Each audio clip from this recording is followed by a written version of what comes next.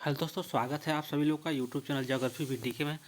आज हम लोग कक्षा 9 सामाजिक विज्ञान भूगोल विषय का एनसीईआरटी बुक पढ़ने जा रहे हैं। अगर आप लोग वीडियो पे नए हैं तो चैनल को सब्सक्राइब जरूर कर लें। यह जो एनसीईआरटी है जो हम पढ़ाने जा रहे हैं कक्षा 9 का भूगोल विषय का, यह Bihar TGT PGT, Uttar Pradesh TGT PGT यानी किसी भी राज्य के टीजीटी पीजीटी के लिए बहुत ही इम्पोर्टेंट है भूगोल विषय से। ठीक, तो आप लोग हमारे साथ इस बुक को पढ़ेंगे और नोट्स बनाते जाएंगे। ठीक, क्योंकि जब नोट्स बनाएंगे तभी आपको फ़ायदा होगा और इसको समझते जाएंगे। ठीक, तो हम शुरू करते हैं। भारत का आकार और स्थिति। ठीक, पहला चैप्टर है कक्षा 9 एनसीईआरटी समकालीन भारत। ठीक है, कक्षा 9 के लिए एनसीईआरटी का बुक है भूगोल विषय का। तो एक एक लाइन हम पढ़ेंगे और क्या क्या इंपॉर्टेंट है आपको ज़रूर लिखने के लिए हम बोलेंगे, यही चीज़ आपको लिखना है। ठीक है, तो भारत विश्व की प्राचीनतम संस्कृतियों में से एक है। पिछले 5 दशकों में भारत ने सामाजिक आर्थिक रूप से बहुमुखी उन्नति की है। कृषि, उद्योग, तकनीकी और सर्वांगीण आर्थिक विकास में अभूतपूर्व प्रगति हुई है। भारत का विश्व इतिहास में महत्वपूर्ण योगदान रहा है। ठीक है, तो आप लोग डाल लेंगे कक्षा 9 समकालीन भारत सामाजिक विज्ञान। ठीक है, पार्ट 1 भारत आकार और स्थिति। ठीक है, लेसन 1 डाल लेंगे और हर चैप्टर का आप नोट्स बनाते चलेंगे। हम डेली कोशिश करेंगे एक चैप्टर डेली पढ़ाने का एनसीईआरटी। पहले कक्षा 9 का भूगोल का पढ़ाएंगे, फिर कक्षा 10, फिर कक्षा 11 का 2 बुक है उसको, फिर कक्षा 12 का 2 बुक है उसको। ठीक, तो यह श्रृंखला लगातार चलेगी। आप लोग इस चैनल पे हैं तो इस पूरे वीडियो को देखेंगे और नोट्स बनाते चलेंगे। ठीक, देखिए आगे बढ़ते हैं, स्थिति देखते हैं। भारत एक विशाल देश है। यह उत्तरी गोलार्ध में स्थित है। ठीक है, तो पृथ्वी को 2 गोलार्धों में बांटा गया है 0 डिग्री। ठीक है, ऊपर को उत्तरी और नीचे को दक्षिणी गोलार्ध में। तो भारत कहाँ पे है? उत्तरी गोलार्ध में स्थित है, याद रहे। इसका मुख्य जो भाग है, मुख्य भाग जो है 8 डिग्री 4 मिनट उत्तर से और 37 डिग्री 6 मिनट उत्तर अक्षांश तथा 68 अंश, ठीक है, 7 मिनट पूर्व से 97 अंश डिग्री 25 मिनट पूर्व देशांतर तक स्थित है। कर्क रेखा जो है यानी 23.5 डिग्री यानी 23.5 डिग्री उत्तर में देश को लगभग 2 बराबर भागों में बांटती है। मुख्य भूभाग के दक्षिण पूर्व में अंडमान निकोबार द्वीप समूह बंगाल की खाड़ी में तथा दक्षिण पश्चिम में लक्षद्वीप समूह स्थित है। तो आपको लिखना क्या है? भारत एक विशाल देश है, यह उत्तरी गोलार्ध में स्थित है। यह लाइन लिख लेंगे। दूसरा लिखेंगे इसका जो मुख्य भाग है वह इसका 2 अक्षांशीय विस्तार का, इसका देखा जाए तो मुख्य भाग का अक्षांशीय विस्तार 8 डिग्री 4 मिनट उत्तर से 37 डिग्री 6 मिनट उत्तर तक है, इसका मुख्य अक्षांशीय विस्तार। जबकि जो देशांतरित विस्तार है वह 68 डिग्री 7 मिनट से 97 डिग्री 25 मिनट पूर्व देशांतर तक है। ठीक है, जो कर्क रेखा है यह 23.5 डिग्री जो है उत्तर में देश को 2 भागों में बांटती है। यह भी लिख देंगे, कर्क रेखा यानी 23.5 डिग्री यह कितने भागों में भारत को बांटती है? 2 भागों में। और कर्क रेखा कितने राज्यों से होकर गुजरती है? भी लिख लेंगे 8 राज्यों से। कौन कौन? ठीक है, गुजरात, राजस्थान, मध्य प्रदेश, छत्तीसगढ़, झारखंड, पश्चिम बंगाल, ठीक है, मिजोरम और त्रिपुरा मिजोरम। आप यह भी लिख लेंगे। आगे बढ़ते हैं। भारतीय संघ, आगे देखिए यहाँ पे दक्षिण पूर्व में, मुख्य भूभाग के दक्षिण पूर्व में, मान लीजिए यह मुख्य भूभाग के यानी यह दक्षिण और पूर्व में, ठीक है, अंडमान निकोबार द्वीप समूह है। दक्षिण पूर्व में मुख्य भूभाग के दक्षिण पूर्व में अंडमान निकोबार द्वीप समूह बंगाल की खाड़ी में है। ठीक है, जबकि दक्षिण पश्चिम में, इधर दक्षिण पश्चिम में लक्षद्वीप अरब सागर में स्थित है। आगे हम लोग बढ़ते हैं। भारतीय संघ राज्य का सबसे दक्षिणी बिंदु, भारतीय संघ राज्य का सबसे दक्षिणी बिंदु जो इंदिरा बिंदु कहा जाता है, सन 2004 में सुनामी लहरों के कारण जलमग्न हो गया था। ठीक है, यह भी आप लोग नोट में लिख लेंगे। आकार देखा जाए भारत का आकार, भारत के भूभाग का कुल क्षेत्रफल कितना है? 32.8 यानी 32,87,263 वर्ग किलोमीटर। तो आप लोग यह इसको नोट कर लेंगे। जो भारत का भूभाग है वह कुल क्षेत्रफल इसका जो है वह 32.8, फिर इसको पूरा भी लिख लेंगे 32,87,263 वर्ग किलोमीटर है। ठीक, आगे देखते हैं भारत का जो क्षेत्रफल है विश्व के कुल क्षेत्रफल का कितना प्रतिशत है? विश्व के कुल भौगोलिक क्षेत्रफल का 2.4% है। आप लोग लिख लेंगे भारत का जो क्षेत्रफल विश्व के कुल भौगोलिक क्षेत्रफल का 2.4% है। ठीक, अब आगे चित्र 1.2 देखिए। चित्र 1.2 देखिए यहाँ पे, पहले चित्र 1.1 देखिए। ठीक है, देखिए यह कर्क रेखा, सॉरी विषुवत रेखा या भूमध्य रेखा कहते हैं। इसके ऊपर उत्तर होता है, इसके नीचे दक्षिण होता है। तो भारत देखिए यहाँ पे स्थित है ना उत्तरी गोलार्ध में। ठीक, उत्तर से दिखा जाए। अगर फिर देशांतरित विस्तार और अक्षांशीय विस्तार के हिसाब से देखा जाए, भारत उत्तर पूर्वी गोलार्ध में है। ठीक है, यह हो जाएगा उत्तर और यह हो जाएगा पूरब। तो उत्तर पूर्वी अक्षांशीय और देशांतरित गोलार्ध के अगर देखा जाए तो यह उत्तर पूरब में हो जाएगा। केवल अक्षांशीय विस्तार में देखा जाए तो यह है उत्तरी गोलार्ध में हो जाएगा। ठीक, आगे देखते हैं। स्पष्ट है कि भारत विश्व का 7वां बड़ा देश है। अभी जिस चित्र 1.2 हम लोग देखेंगे तो उसमें स्पष्ट है भारत विश्व का 7वां बड़ा देश है। ठीक है, भारत की जो स्थलीय सीमा रेखा है वह 15,200 किलोमीटर है। जो भारत की स्थलीय सीमा है वह 15,200 किलोमीटर है, जबकि समुद्र तट रेखा अंडमान और निकोबार द्वीप समूह तथा, ठीक है, लक्षद्वीप समूह के साथ यह कितना है? 7,516.6 किलोमीटर है। ठीक है, यानी इसका जो समुद्री तट रेखा अंडमान निकोबार और द्वीप समूह, अंडमान और निकोबार द्वीप समूह तथा लक्षद्वीप समूह के साथ यह 7,516.6 वर्ग किलोमीटर है। यानी दोनों को अगर जोड़ देंगे, स्थलीय और तटीय और द्वीपीय सीमा रेखा अगर टोटल जोड़ देंगे तो 22,500, ठीक है, कितना हो जाएगा? 15 यहाँ पे जोड़ देते हैं।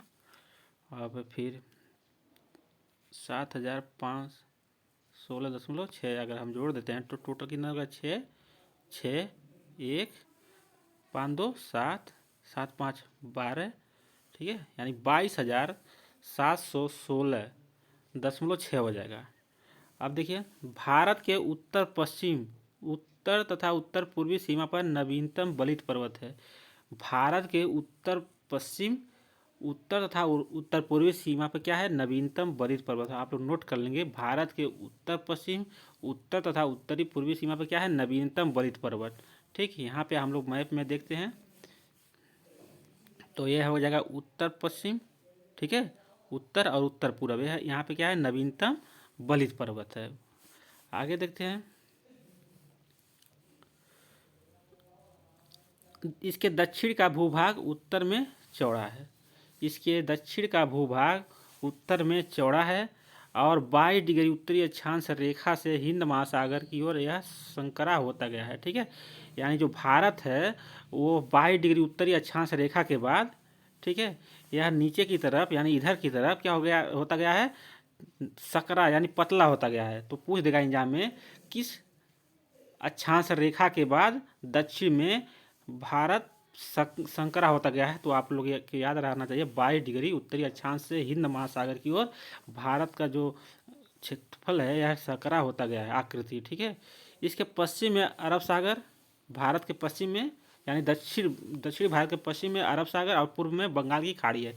इस तरह समझिए, यह दक्षिणी भारत है, इसके पश्चिम में अरब सागर है और पूरब में क्या है? बंगाल की खाड़ी है, बंगाल की खाड़ी, आप लोग याद रहे। ठीक है, आगे बढ़ते हैं। चित्र 1.3 में देखिए अक्षांश और देशांतर का विस्तार दिया है, लगभग 30 डिग्री है। भारत का जो अक्षांशीय और देशांतरित विस्तार है वह लगभग 30 अंश है। ठीक है, परंतु फिर भी पूरब पश्चिम का विस्तार उत्तर दक्षिण के विस्तार की अपेक्षा कम प्रतीत होता है। गुजरात से अरुणाचल के स्थानीय समय में 2 घंटे का अंतर है। यानी गुजरात से, अगर यहाँ गुजरात है और यहाँ अरुणाचल प्रदेश है, अगर यहाँ से हम लोग देखा जाए तो 2 घंटे का अंतर है। अतः 82.5 डिग्री पूर्व देशांतर रेखा है, तो इसको भारत का मानक यामोत्तर यानी भारत का प्रधान रेखा भी कहा जाता है। यानी भारत की मानक यामोत्तर रेखा किसे कहा जाता है? 22.5 डिग्री पूर्वी देशांतर को। तो आप लोग लिख लेंगे 22.5 डिग्री पूर्वी देशांतर रेखा को भारत की मानक यामोत्तर माना गया है, जो कि उत्तर प्रदेश के मिर्जापुर से गुजरती है। कहाँ से गुजरती है? भारत का प्रधान मानक यामोत्तर रेखा वह उत्तर प्रदेश के मिर्जापुर से गुजरती है। आगे देखते हैं। अक्षांश का प्रभाव दक्षिण से उत्तर की ओर दिन और रात की अवधि पर पड़ता है।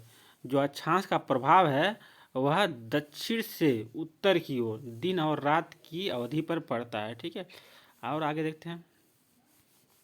यहाँ पे भारत तथा विश्व। ठीक है, भारतीय भूखंड एशिया महाद्वीप के पूर्व और पश्चिम के मध्य स्थित है।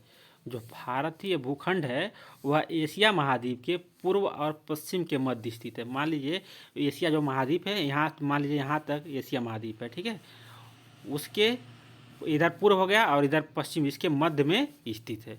यानी भारत जो है, भारतीय भूखंड जो है एशिया महाद्वीप के पूर्व और पश्चिम के मध्य में स्थित है। आगे देखते हैं। भारतीय भूभाग एशिया महाद्वीप का दक्षिणी विस्तार है। तो पूछ लेगा जो भारतीय भूभाग है वह एशिया महाद्वीप के किधर है? वह तो दक्षिण में इसका विस्तार है। ठीक है, भारतीय भूभाग एशिया महाद्वीप का दक्षिणी विस्तार है। हिंद महासागर जो कि पश्चिम में यूरोपीय देशों और पूर्वी एशियाई देशों को मिलाता है, भारत को केंद्रीय स्थिति प्रदान करता है। जो हिंद महासागर है वह क्या करता है? पश्चिम में यूरोपीय देशों और पूर्व में एशियाई देशों को क्या करता है? मिलाता है।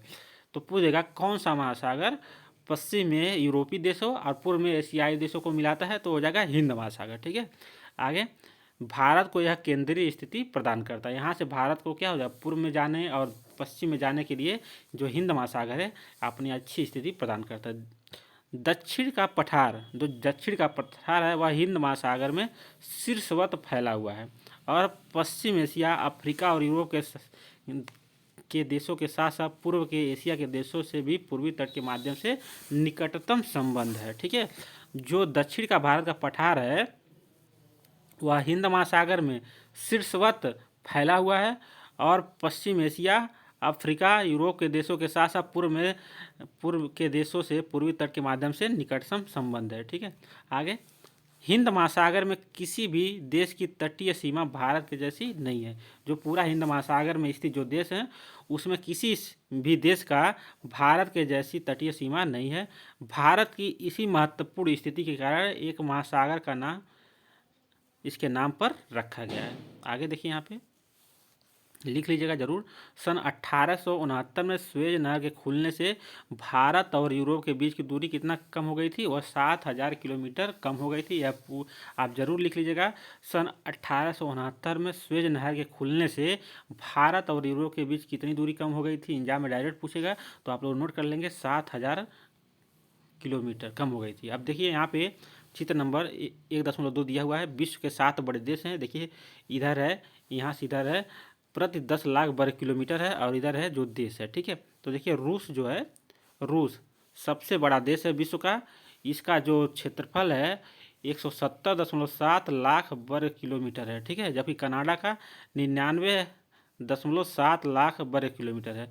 संयुक्त राज्य अमेरिका का 98.0 लाख वर्ग किलोमीटर है। ठीक है, चीन जो है 95.9, ब्राज़ील जो है 85.4, ऑस्ट्रेलिया जो है 76.8, भारत जो है 32.8। ठीक है, यहाँ पे देख लीजिए। तो भारत से अगर देखा जाए 3 गुना जो है लगभग, वह चीन भी भारत से 3 गुना लगभग है, संयुक्त राज्य अमेरिका भी और कनाडा भी। यह तीनों जो है भारत से लगभग 3 गुना ज़्यादा है क्षेत्रफल में। ठीक है, अब हम लोग आगे देखते हैं, भारत का मैप देखते हैं। ठीक है, देखिए भारत का मैप, यहाँ पे भारत की जो मुख्य भूमि है उसका अक्षांशीय विस्तार देखिए 8.4 से शुरू होता है और 37.6 उत्तरी अक्षांश तक जाता है। जबकि ठीक है, यहाँ पे अगर देशांतरी विस्तार देखा जाए तो 68.7 पश्चिम से शुरू होता है और 97 डिग्री 25 मिनट पूर्व तक विस्तार है इसका, ठीक है। तो पूरब से पश्चिम जो विस्तार है वो 2933 किलोमीटर आप लोग लिख लेंगे, और जो उत्तर से दक्षिण विस्तार है वह 3214 किलोमीटर है।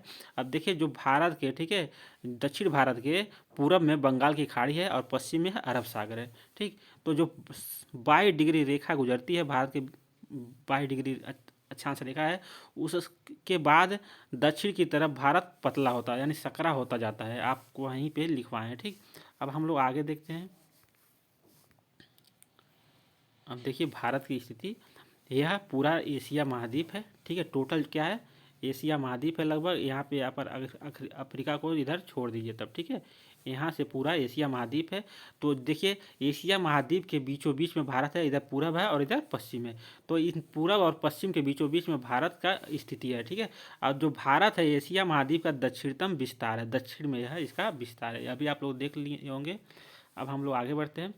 भारत का विश्व के देशों के साथ संपर्क युगों पुराना है, ठीक है। युगों मतलब बहुत पहले से ही संबंध है, परंतु यह संबंध समुद्री जलमार्गों की अपेक्षा भूभागों से होकर था। पहले समुद्री मार्गों से इसका संबंध नहीं था, और किसके माध्यम से था, भूभागों से था। उत्तरी पर्वतों के दर्रों से अनेक यात्री, जो उत्तर के पर्वतीय प्रदेश हैं यानी जो हिमालय पर्वतीय है, ठीक है, वहाँ से अनेक यात्री प्राचीन काल में भारत आए, जबकि समुद्री मार्ग बहुत समय तक ज्ञात नहीं थे, ठीक। इन मार्गों से प्राचीन समय से विचारों और वस्तुओं का आदान प्रदान होता रहा।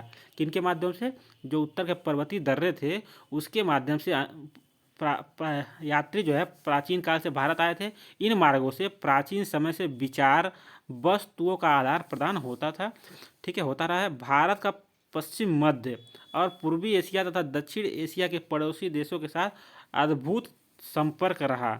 इसी प्रकार उपनिषदों के विचार, रामायण तथा पंचतंत्र की कहानियाँ, भारतीय अंक एवं दशमलव प्रणाली आदि संसार के विभिन्न भागों तक पहुँच सके, ठीक है। जो जो मार्ग थे पर उत्तरी पर्वतों के जो दर्रे थे उसके माध्यम से हमारा जो संपर्क हुआ पश्चिम मध्य के देशों के साथ, पूर्वी एशिया के देशों के साथ और दक्षिण एशिया के देशों के साथ हुआ। साथ ही साथ भारत का जो उपनिषद ज्ञान था, विचार था, रामायण था, पंचतंत्र की कहानी थी, अब भारतीय अंक एवं दशमलव प्रणाली थी, वह संसार के विभिन्न भागों तक पहुंच सकी, ठीक है। उसके साथ साथ मसाले, मलमल आदि कपड़े तथा व्यापार के अन्य सामान भारत से विभिन्न देशों को ले जाते थे, ठीक है। इसके विपरीत यूनानी स्थापत्य कला तथा पश्चिमी एशिया की वास्तुकला के प्रतीक मीनारों तथा गुंबदों का प्रभाव हमारे देश के विभिन्न भागों में देखा गया, ठीक है।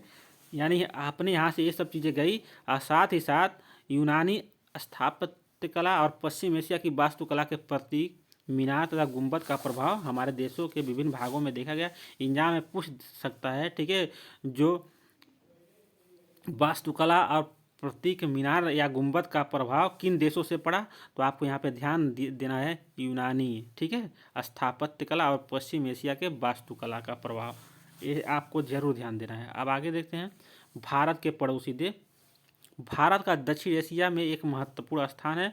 भारत में 28 राज्य और 7 केंद्र शासित प्रदेश हैं, ठीक है। इस समय जो केंद्र शासित प्रदेशों की संख्या हो गई है वह हो गई है 8, यह क्योंकि पुराना, ठीक है, यह पुराना जो है एनसीईआरटी है 2016 में छपा था या 18 में, ठीक है। इस समय जो केंद्र शासित प्रदेश हैं वो 8 हैं और राज्य कितने हैं, 28 हैं। आप लोग ध्यान देंगे। देखिए यहाँ पे ये भी महत्वपूर्ण, पश्चिम और पूर्वी तटों पर केंद्र शासित क्षेत्रों की संख्या ज्ञात करना है। जो पश्चिमी तट है और पूर्वी तट पे जो भी केंद्र शासित प्रदेश हैं आपको ध्यान देना है। क्षेत्रफल के आधार पर सबसे बड़ा और सबसे छोटा राज्य कौन सा है, कौन से राज्य अंतर्राष्ट्रीय सीमा तथा समुद्र तट को स्पर्श नहीं करते हैं, ठीक। पाकिस्तान, चीन, म्यांमार, बांग्लादेश की सीमाओं को छूने वाले राज्यों को 4 वर्गों में विभाजित कीजिए। ये सब आपको अगर बुक हो तो आप लोग मैप को देख के जरूर लगाएंगे। आगे देखिए भारत की भूमि की सीमाएं उत्तर पश्चिम में, जो भारत की भूमि की सीमाएं हैं वह उत्तर पश्चिम में पाकिस्तान और अफगानिस्तान के साथ, उत्तर में चीन के साथ, और नेपाल के साथ, भूटान के साथ, जबकि पूरब में म्यांमार और बांग्लादेश के साथ लगी हुई हैं। तो भारत की जो सीमाएं हैं, उत्तर पश्चिम में पाकिस्तान और अफगानिस्तान, उत्तर में चीन, भूटान, नेपाल, जबकि पूर्व में म्यांमार और बांग्लादेश के साथ लगी हुई है। यहाँ पे देख लीजिए 1947 में से पूर्व भारत में दो प्रकार के राज्य थे। ठीक है, 1947 के पूर्व जो थे भारत में दो प्रकार के राज्य थे। कौन कौन? प्रांत और रियासत। एग्जाम में डायरेक्ट पूछ सकता है 1947 के पूर्व भारत में कितने प्रकार के राज्य थे, तो आपको ध्यान देना है दो प्रकार के। कौन कौन? पहला हो जाएगा प्रांत और दूसरा हो जाएगा रियासत। ठीक है, वायसराय द्वारा नियुक्त जो अंग्रेज अधिकारी प्रांतों पर शासन करते थे उनको क्या कहा जाता था? रियासतों का शासन स्थानीय शासकों द्वारा पैतृकता के आधार पर अंग्रेजी शासकों की संपूर्णता मानकर स्वायत्तता प्रदान किया जाता था। ठीक, यानी 1947 के पूर्व भारत में दो प्रकार के प्रांत थे। एक उसका नाम था प्रांत, दूसरा रियासत। ठीक है, जो वायसराय द्वारा नियुक्त अंग्रेज अधिकार था उसको प्रांत कहा गया। जबकि जो भारत के स्थानीय शासकों द्वारा, ठीक है, पैतृकता के आधार पे अंग्रेजी शासकों द्वारा दिया गया था उसको रियासत कहा गया। रियासत यानी जो स्थानीय शासक थे वो राज्य करते थे उसको रियासत कहा गया, और जबकि जो अंग्रेजी अधिकार के प्रांत थे उसको प्रांत कहा गया। आप लोग ये ध्यान देंगे। ठीक, आगे देखते हैं। ये देखिए इस समय भारत के जो राज्य हैं, देखिए भारत की जो सीमा है, एक मिनट यहाँ पे देख सकते हैं। देखिए यह ऊपर उत्तर होता है, नीचे दक्षिण होता है, इधर पूरा होता है, इधर पश्चिम होता है। तो इधर अगर इसको इस तरह बांटा जाए तो इधर उत्तर और पश्चिम में आपके दो देश सीमा लगाते हैं, अफगानिस्तान और पाकिस्तान। जबकि उत्तर में अगर देखा जाए तो चीन, नेपाल और भूटान उत्तर में सीमा, और जबकि पूरब में बांग्लादेश और म्यांमार। भारत के जो है जलीय पड़ोसी देश हैं, एक है श्रीलंका और एक है मालदीव। दो जलीय पड़ोसी देश हैं, वह श्रीलंका है और मालदीव है। जबकि स्थलीय जो पड़ोसी देश हैं वह कितने हैं? 7। कौन कौन? पाकिस्तान, अफगानिस्तान, चीन, नेपाल, भूटान, बांग्लादेश और म्यांमार। भारत कुल कितने पड़ोसी देश हैं? वह है टोटल 9। 7 उसमें से स्थलीय पड़ोसी देश हैं, जबकि 2 जो हैं वह जलीय पड़ोसी देश हैं।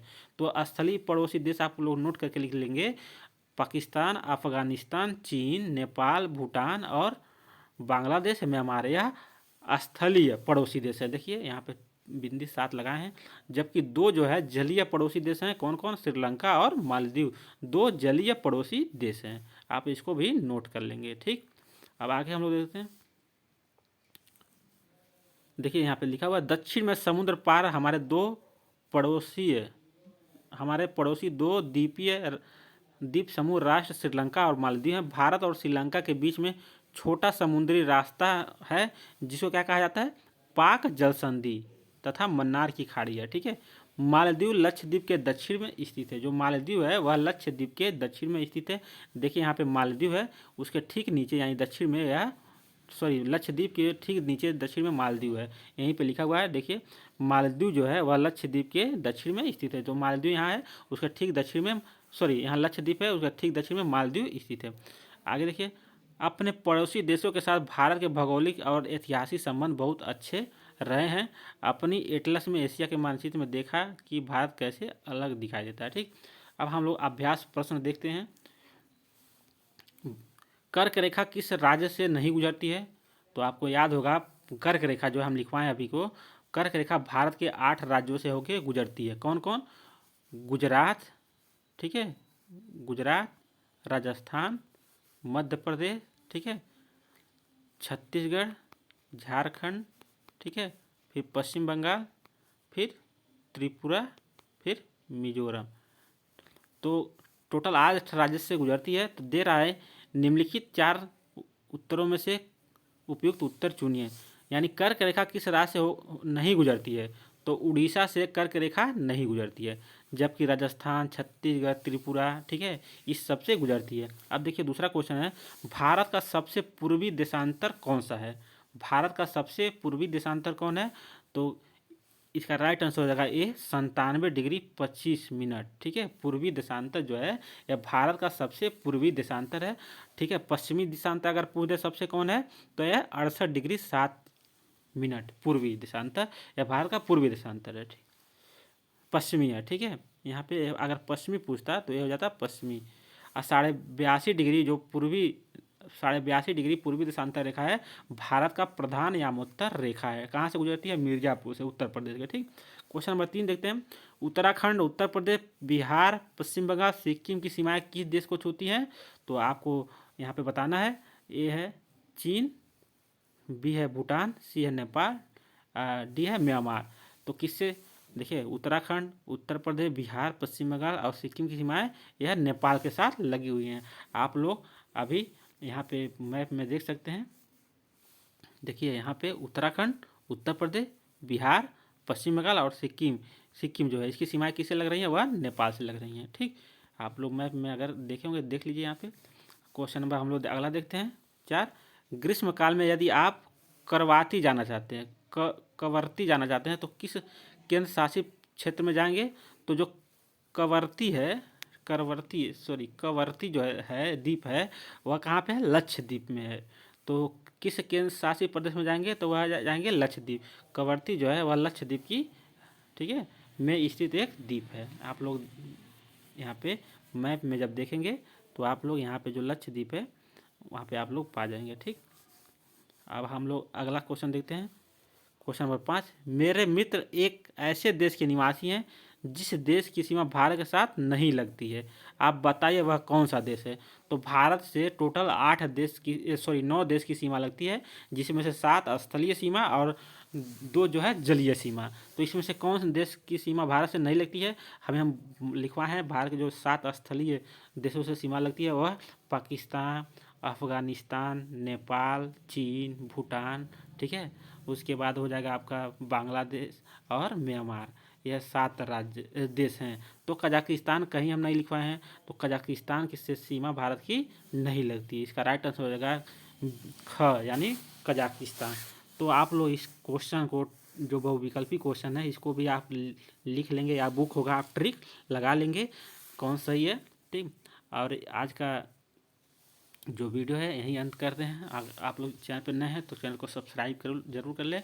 हम लोग कल इसी बुक का, यानी कि एनसीईआरटी कक्षा 9 की जो बुक है सामाजिक विज्ञान की, भूगोल की, इसका हम दूसरा चैप्टर कल पढ़ेंगे। ठीक, तो आई होप आप लोगों को ये वीडियो अच्छा लगा होगा। अगर आप लोगों को कोई सुझाव है तो आप लोग कमेंट में ज़रूर बताएंगे, हम उसको ज़रूर ध्यान देंगे। ठीक है, मिलते हैं अगले वीडियो में, तब तक के लिए जय हिंद।